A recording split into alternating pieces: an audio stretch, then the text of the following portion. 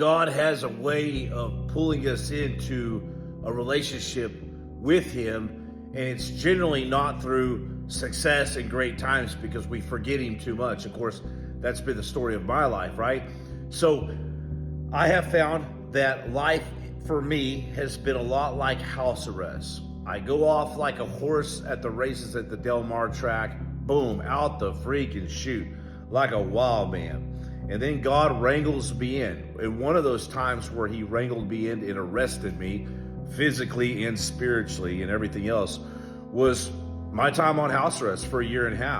And although it was extremely painful at first to go from selling around the world in Ibiza and Russian oligarchs partying with them and John McAfee and all this stuff to literally a big old ankle bracelet on my ankle and unbelievable restrictions. Couldn't do anything, couldn't go anywhere.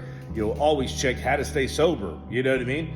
For the first time in a long time. But through that process, I realized that is how, in the only way that really God can get us and kind of shake us into a relationship with Him. And God gave me a new heart. And the difference between the guy that you see right now and the guy before being arrested was I always had a big heart, but it was like a cold heart.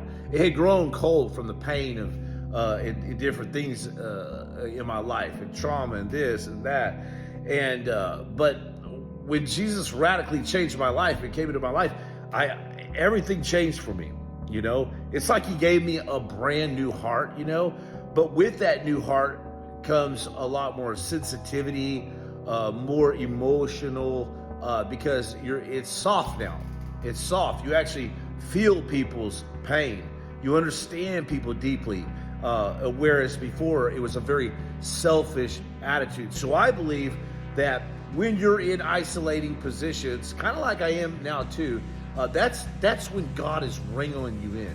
He's got to wrangle you in and isolate you to get that solid relationship with Him. So I encourage anybody that's hearing this right now to sit down in the morning and just cancel every voice with the powerful name of Jesus and ask Him to come in. And He wants to talk to you no matter how far you may think that you're gone. Touch point.